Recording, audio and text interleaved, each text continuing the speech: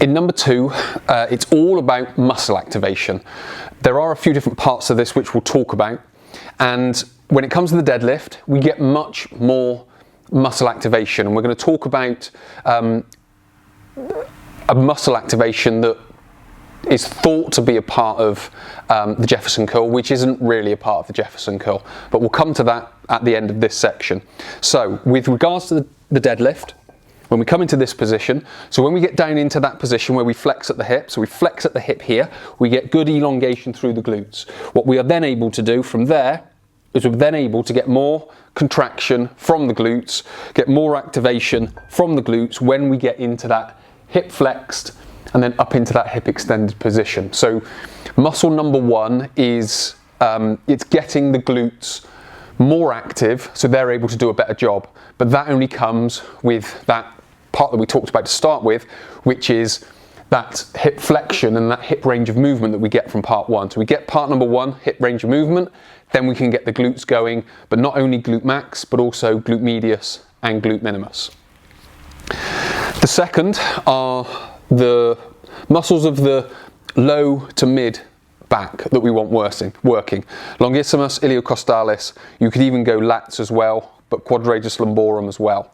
So when we come into this position, this is where we get our muscle activation from, this isometric contraction. So when we've got the spine in place and we lift the weight, so when we're in this position holding over, we get much more activation from those muscles.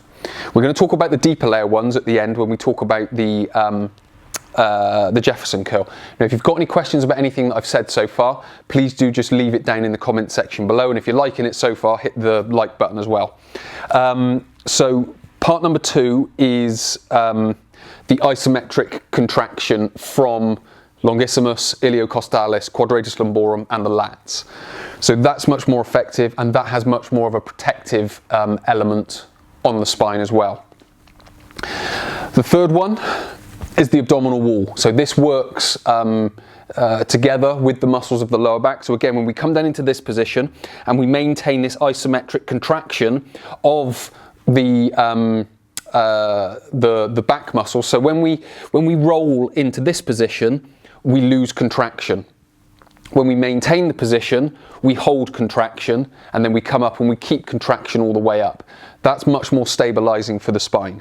So it's exactly the same around the front as well. So when we come down into this position, we brace and we hold the torso, or we hold the lumbar spine in place because there's nothing else to hold it in place.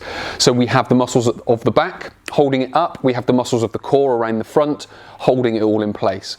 So we've got those 3 main functions when we perform a deadlift. We've got the glutes, we've got the muscles of the mid to lower back, and we've got the core.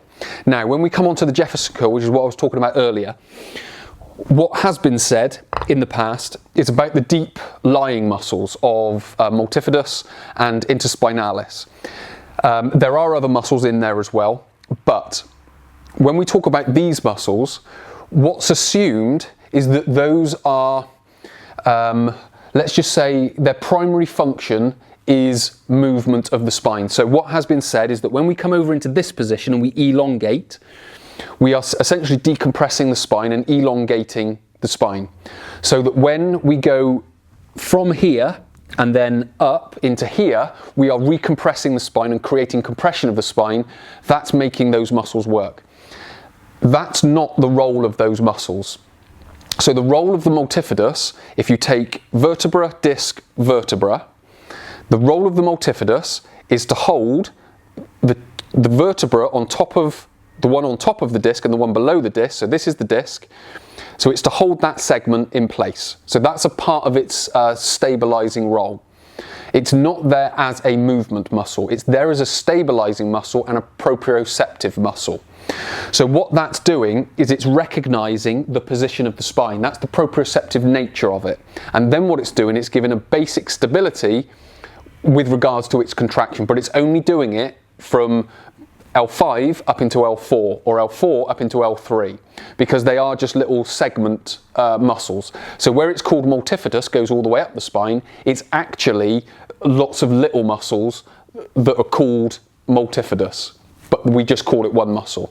So with regards to it being a strength muscle and a movement muscle, that's a little bit of a misnomer because its primary role is proprioceptive and stabilizing.